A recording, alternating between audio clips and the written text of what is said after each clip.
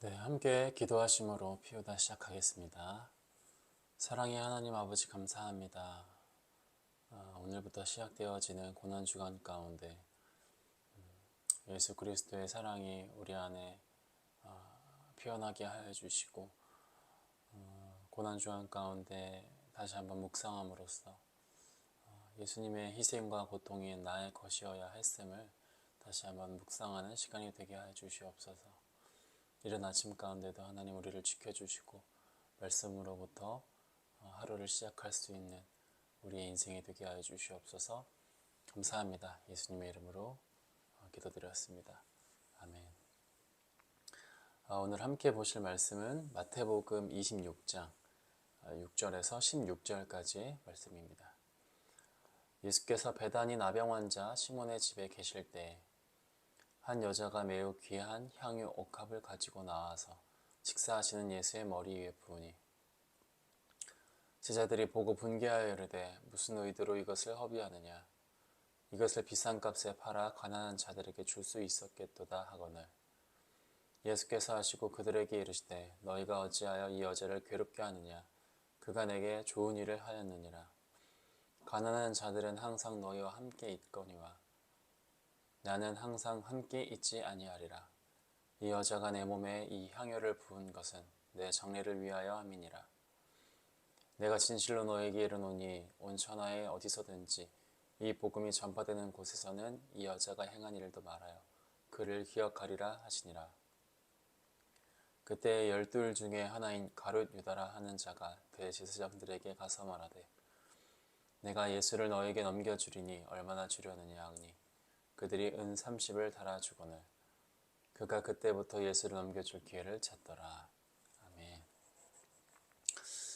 이제 오늘부터 이제 시작되는 고난 주간 기간으로 이제 마태복음의 말씀을 한 주는 예수님에 대한 이야기를 함께 살펴보려고 합니다.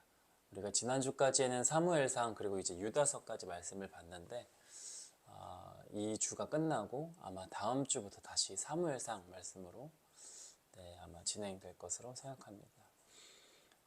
일단 이 마태복음 26장 그리고 이제 27장까지의 말씀을 보면 이제 예수님의 이제 순환 기사에 대해서 이제 굉장히 상세하게 다루고 있는 것을 이제 보게 되는데요. 26장은 순환에 대한 예수님의 철저한 준비와 예고, 그리고 유대 법정에서의 예수님의 재판을 다루고 있습니다. 그리고 27장은 빌라도 앞에서 예수의 재판과 십자가 처형까지 이야기를 이제 기록하고 있는 것을 이제 볼 수 있게 되죠. 그리고 오늘 본문은 이 베다니라는 곳에서 어떤 한 여인이 예수님 발에, 오늘 본문에는 머리 위에 이제 붓고 있다고 말하는데 예수님께 이제 기름을 붓는 사건으로 이제 제자들이 그 굉장히 놀라는 내용을 기록하고 있습니다. 이 본문을 보면은 오늘 이제 함께 읽은 내용은 마태복음이지만 공간복음인 이 마가복음에서는 굉장히 이 사건에 대해서 구체적으로 이제 기록하고 있는 것을 이제 보게 돼요. 뭐 이제 그 기름은 뭐 매우 비싼 거였고 어떠한 거였고 막 여러 가지 설명과 그 당시 상황을 이제 묘사하는데, 반면에 오늘 본문 이 마태복음에서는요 별로 그 향유가 얼마짜리였고 뭐 그게 뭐 어느 정도의 값어치를 가지고 있었고 뭐 이런 것을 기록하지 않습니다. 오늘 본문인 이 마태복음은요 별로 그 향유가 얼마짜리였는지 별로 크게 관심을 두고 있지 않아요. 왜냐하면 이 마태복음은 이제 예수님이 제자들이랑 이제 더 이상 함께 할 수 없는 이제 고난을 받으시고 이제 예수님이 십자가에 못 박히시게 될 것이라는 것에 대한 관심을 두기 때문에 뭐 이 여인이 뭐 얼마짜리 뭐 향유를 가지고 왔다 이런 것에 대해서 기록하고 있지는 않습니다. 물론 이따가 살펴볼 것이겠지만 이 여인이 이제 예수님께 이제 기름을 붓는 것 자체가 예수님의 죽음을 이제 암시하는 어떤 그런 표현이 되기도 하지만 어쨌든 마가복음과는 아주 그 직접적으로 설명을 하고 있지는 않다는 겁니다. 이 오늘 본문에 대해서는 마태복음의 특징은 이야기를 이제 서술하는 데 있어서 어떤 특징을 가지고 있냐면 이 주제적으로 이제 이야기를 하고 있어요. 그러니까 주제별로 예수님의 최종 목표를 향하여서 뭘 했고 어떤 의미를 가지고 있고 예수님과의 그 최종적인 목표와 어떠한 지금 연관이 있는지에 대해서만 이제 마태복음을 기록하고 있다면, 마가복음은 반대라는 거죠. 서술적인 어떤 그냥 의미만을 가지고 간다는 거죠. 자, 그러니까 오늘 읽은 이 마태복음 26장 6절 앞에 보면, 내용을 보면은 어떤 내용이 등장하는 것을 이제 보게 되냐면, 이 종교 지도자들이 이 예수님을 어떻게 죽일 것인가에 대한 이 모략하는 내용을 이제 나와요. 예수님을 잡고 어떻게 처형시킬 것인지에 대한 이야기가 쭉 나옵니다. 그리고 오늘 본문이 시작되고, 오늘 본문 이제 끝이 16절로 끝나는데, 그 뒤에 나오는 17절부터는 가룟 유다가 예수님을 배반하려는 주제로 또 다시 이렇게 넘어가게 돼요. 그러니까 마가복음과 다르게 마태복음은 이런 주제별 내러티브, 하나의 이야기로 쭉 기록되어 있다는 것이 특징을 가지고 있다는 겁니다. 다시 말하면 이 적어도 마태복음에서만큼은 왕이신 예수님께서 이제 향유를 붓고 하는 이러한 여인의 행동, 이것이 예수 그리스도가 죽게 될 것이다 라는 이야기를 담고 있다는 거죠. 그래서 이제 오늘 본문이 이 마태복음 26장 6절에서의 내용, 사건을 기록하고 또 이것에 대해서 묵상하라고 오늘 본문은 말해주고 있는 것 같습니다. 이러한 마태복음의 의도대로 이제 돌아가실 예수님, 육체적으로 이제 우리를 떠나게 되시는 그 예수님의 죽음 앞에 과연 오늘날 우리는 어떠한 마음과 어떠한 믿음으로 준비하고 또 묵상해야 되는지 오늘 함께 살펴보려고 합니다. 6절 말씀을 제가 다시 한번 읽어볼게요. 예수께서 베다니 나병 환자 시몬의 집에 계실 때에 한 여자가 매우 귀한 향유 한 옥합을 가지고 나와서 식사하시는 예수의 머리 위에 부으니 제자들이 보고 분기하여 이르되 무슨 의도로 이것을 허비하느냐, 이렇게 말합니다. 자, 그러니까 안식일이 지난 토요일 저녁에 예수님과 제자들이 베다니라는 나병 환자 시몬의 집에서 저녁을 먹고 있었던 거예요. 그런데 갑자기 어떤 한 여인이 매우 비싼 향유가 담긴 옥합을 가지고 예수님께 이제 나아온 겁니다. 이제 이 여인은 요한복음 12장 3절에서 이제 확인되는 것처럼 이 마리아라고 하는데, 어쨌든 이 여자가 비싼 향유를 가지고 나왔다는 거죠. 이때 당시에 이 향유 옥합이라는 것은요, 여자들이 이 시집 갈 때 미천으로 사용했었다고 합니다. 그러니까 결혼을 준비하기 위한 뭐 이런 적금 같은 거겠죠. 결혼하기 위한. 이 여인들에게 향유를 모아둔 이 옥합은 그러니까 마치 결혼과 같은 어떤 그런 상징적인 의미였던 것 같아요. 이 향유가 이제 300데나리온이었다고 말하는데, 또 그때 당시에 하루 품삯이 1데나리온이라는 것을 생각해 본다면 거의 이 향유의 이제 값어치는 거의 1년 연봉에 해당하는 어떤 값어치라고 생각할 수 있을 것 같아요. 그러니까 그 값도 귀하고 또 결혼할 만큼의 어떤 굉장히 상징적인 의미를 가지고 있을 때 매우 소중하게 다루어질 만한 그런 향유였다는 거죠. 그러한 귀한 향유, 여자로서 신랑을 맞이하기 위해 준비하는 그 향유를 한 번에 예수님의 머리에 또 발에 이제 부었다는 겁니다. 오늘 본문에서 이제 머리, 뭐 발이라고 하는데, 뭐 여러 본문을 통합해 보면은 예수님의 머리 위에 붓고 그것이 발까지 흘러내렸다라는 게 이제 여러 본문의 어떤 공통적인 주제인 것 같아요. 어쨌든 그렇게 이제 예수님의 몸에 이 여인은 그 기름을 부은 거예요. 자, 그러니까 이제 그 모습을 보고 제자들이 놀라게 된 거죠. 사실 제자들이 놀라고 이렇게 뭐라고 할 만한 그런 이유가 충분한 것 같아요. 왜냐면 사실 굳이 향유가 아니어도 되잖아요. 어느 정도 뭐 존경하고 예수님을 사랑하는 표현을 뭐 나타내기만 하면 되잖아요. 그런데 굳이 1년치 연봉에 해당하는 그런 값어치의 향유를 예수님 머리 위에 발에 뭐 그렇게 뭐 붓고 자신의 머리카락으로 예수님을 닦았다는 겁니다. 씻혔다는 겁니다.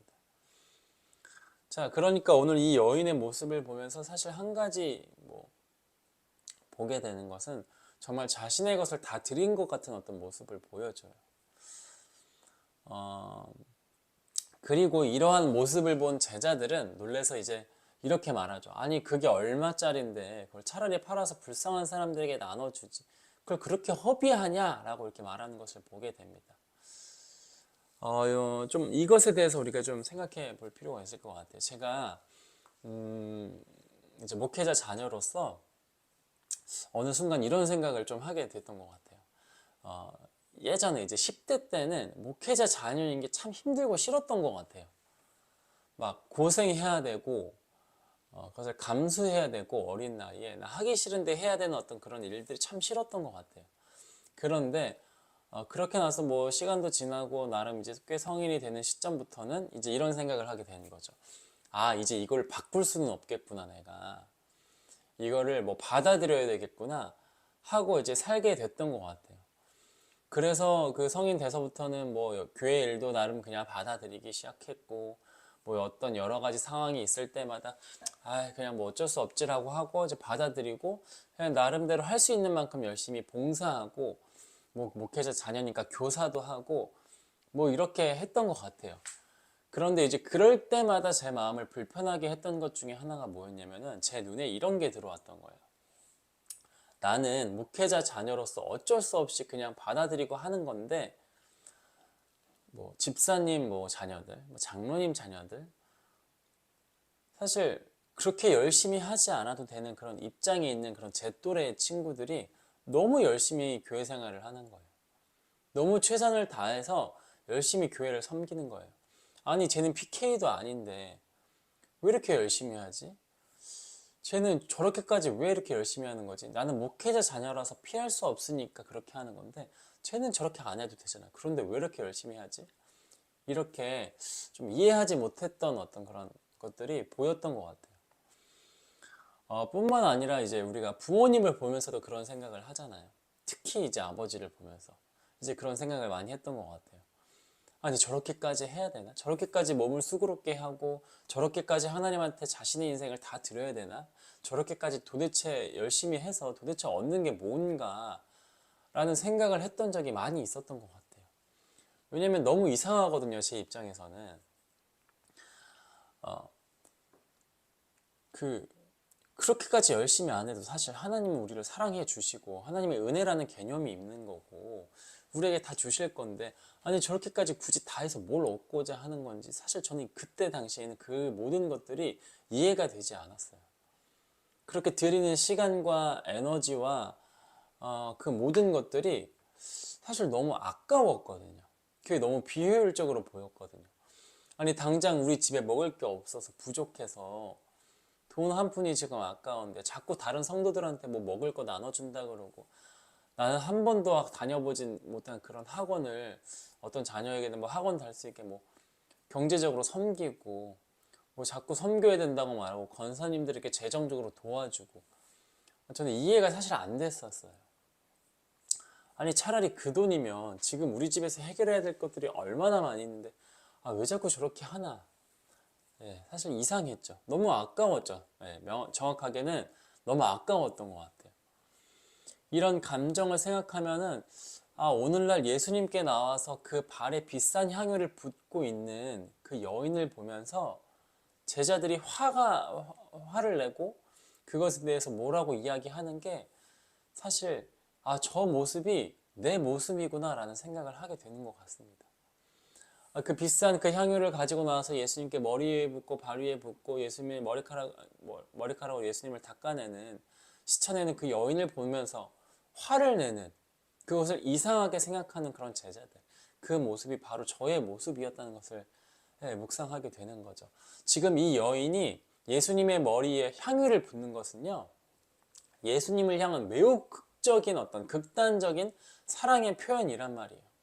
이제 예수님을 못 보게 될 거니까 그 사랑하는 여인을 예수님을 눈으로 볼 수 없고 이제 만질 수 없게 되니까 이제 이 여인은 그 어떤 것도 아깝지가 않은 거예요. 그런데 그 사랑 안에 있지 못하는 제자들은 그게 그냥 아까운 거죠. 이상하게 보이는 거예요. 자, 그런데 이 여인의 입장에서 봅시다. 이제 예수님을 만날 수 없다고요. 예수님을 만질 수 없고 예수님의 그 목소리를 이제 음성을 들을 수 없는 거예요. 자, 그러니까 그러한 상황에서 이 여인은 뭐가 아깝겠습니까? 여러분, 이게 뭘 말해주냐면 결국에 우리들은 예수님보다 더 사랑하는 게 너무 많아서 그 모든 것들이 아깝게 느껴진다는 거예요. 아무리 예수님을 사랑해요, 뭐 예수님 십자가 따라갈게요, 뭐 아무리 이렇게 이야기를 해도 예수님한테 뭔가를 했을 때 그것이 아깝게 느껴지는 것은요, 내가 예수님보다 더 사랑하는 게 많다는 것을 의미하는 것 같아요. 그 향유가 아깝고 그 시간과 에너지가 아깝고, 마치 제자들이 여인에게 아니 그거를 왜 그렇게 허비하냐 라고 말하는 것처럼요. 제자들이 지금 그것을 뭐라고 말해요? 분개하여 화를 내면서 무슨 의도로 이것을 허비하냐고 말해요. 아, 그거 좀 아깝지 않냐 라고 말하는 것도 아니고 허비한대요. 예수님께 향유를 붓는 것이 낭비라는 거예요. 낭비. 차라리 그걸 비싼 값에 팔아서 가난한 사람들에게 나눠주는 게 낫다는 거예요. 그런데 이 여인은 어떻게 하죠? 예수님께 다 드려버리는 겁니다. 10절 말씀을 보면 이렇게 말해요. 예수께서 아시고 그들에게 이르시되 너희가 어찌하여 이 여자를 괴롭게 하느냐? 그가 내게 좋은 일을 하였느니라. 가난한 자들은 항상 너희와 함께 있거니와 나는 항상 함께 있지 아니하리라. 이렇게 말합니다. 자, 그러니까 예수님이 이러한 모습을 보면서 이렇게 말씀하시는 거죠. 그 여인을 방해하지 말아라. 가난한 사람들은 너희랑 함께 있을 거고 나는 항상 너희와 함께 있지 않는다. 이렇게 말씀하세요. 오늘 이 말씀을 보면서 우리가 예수님을 더 얼마만큼 사랑해야 되는지에 대해서 그 한계를 더 늘려야 되는구나. 예수님이 이만큼 사랑하면 됐지. 예수님을 이 정도만 사랑하면 난 정말 사랑하는 거야 라고 착각했던 그 선을 우리가 좀 오늘 말씀을 통해서 한번 깨트려 봤으면 좋겠어요. 결국 예수님을 쫓아야 할, 내가 예수님이 아니라 다른 것을 쫓고 있지는 않는지 생각해 봤으면 좋겠습니다. 나는 나름의 제자고 교회에서 열심히 섬기고 여러 가지 많은 것을 하는데 다 들을 만큼 내가 예수님을 사랑하고 있는지 생각해 보는 시간이 되었으면 좋겠습니다. 오늘날 이 여인은요, 예수님보다 더 사랑하는 게 없었던 거예요. 그래서 그 비싼 향유를 다 드릴 수 있었던 겁니다. 그런데 그 사랑은요, 여러분, 굉장히 재미있는 것은 그 사랑은 아무리 내가 진심이어도 내 옆에 있는 사람들은 다 그것을 이해하지 못한다는 거예요. 그러니까 아니 왜 그렇게까지 해? 아니 그렇게까지 그거 팔아서 유용하게 사용하지 왜 그렇게까지 하냐? 이렇게 말하는 것처럼 내가 정말 예수님을 사랑한다고 할지라도 그 옆에 있는 그 사랑 안에 들어있지 않으면요, 여러분, 그 사랑은요 이해되지 않는 그런 모습이에요. 이 여인의 입장에서는요, 여러분, 이 예수님을 사랑해서 그 향유를 붓고 하는 것보다 더 할 수 있는 건 없는, 그것마저도 뭐라 해야 되지? 모자란 거예요. 부족한 거예요. 그런데 그 옆에 있는 제자들은 그 사랑 안에 있지 못할 때 그게 아깝거든요. 이해가 되지 않거든요.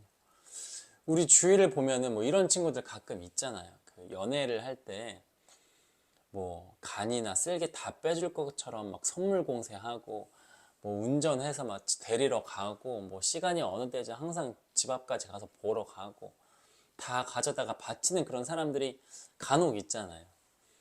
그러면 이제 그 모습을 보고 있으면 우리들은 뭐라고 말해요? 정신 차리라고 말해요. 정신 차리라고. 아니 뭐 그렇게까지 하냐? 그렇게까지 하면은 나 버릇 나빠진다니까 뭐 하지 마 이렇게 말해요. 이렇게 아무리 이야기를 해도 근데 그런 당사자들은 어떻게 합니까? 그런 얘기 안 들어요. 안 들어와요. 남자친구 여자친구 좋으면 그런 이야기들이 전혀 안 들립니다. 하루하루 만나는 시간이 부족하고 더 아낌없이 주고 싶으면 더 줬지, 그것이 그런가 내가 잘못하고 있나 그럼 좀 줄여야겠다 이러지 않는다고요. 더 많이 사랑하고 싶거든요. 옆에서 뭐라고 말하든 하나도 안 들립니다. 그런데 여러분 잘 생각해 보세요. 오늘 이 여인도 제자들이 뭐라고 말하든 아무것도 지금 안 보이는 거예요. 예수님밖에 안 보이는 거예요. 예수님께 그 어떤 것을 들어도 아깝지 않은 거예요. 그런데 너무 재미있는 것은 그게 이제 우리의 모습이 되지 않는다는 것에 대해서 좀 사실 좀 되게 모순된 거라고 생각을 하시면 좋을 것 같아요. 왜냐면 아무리 옆에서 뭐 그렇게 연애하면 안 된다, 다 갖다 바치면 안 된다, 뭐 이렇게 이야기를 해도 정작 내가 그 연애 그 대상이 되고 연애를 하게 되면은 내가 사실 그 모습이 되거든요. 마찬가지로 우리가 예수님 안에, 사랑 안에 있으면 여러분, 우리가 다 예수님밖에 보이지 않고 예수님께 다 드리고 싶은데 그 사랑 안에 있지 못하면 그냥 방관자가 되는 거예요. 옆에서 구경꾼이 되는 거예요. 구경꾼이 되기 때문에 그 모든 것들이 아깝고 이상하고 이해가 되지 않는 거예요. 오늘 본문은 우리를 어디로 초대하고 있냐면 예수님의 그 사랑 안에 들어오라고 지금 초대하고 있는 것 같습니다. 그냥 말로만 제자로서 교회 섬기는 사람으로서 PK로서 그냥 이것을 말하고 있는 것이 아니라 예수님의 그 사랑 안에 거해서 예수님만을 더욱 사랑하고 예수님만을 바라보라고 오늘 본문은 우리를 그 자리로 초대하고 있는 것 같아요. 그냥 말로만 그렇게 하는 거 말고 그 틀을 깨버리고 하나님 앞에 나오라고 지금 이렇게 초대하고 있는 것 같습니다. 오늘 이 여인, 이 마리아를 통해서 우리가 한 가지 알 수 있는 것은 예수님을 어떻게 사랑해야 되는지, 어디까지 사랑해야 하는지 그 한계를 깨트려 버리고 우리를 그 자리로 초대하고 있는 것 같습니다. 여러분, 우리 본문을 통해서 알 수 있듯이 고난주간의 시작이에요.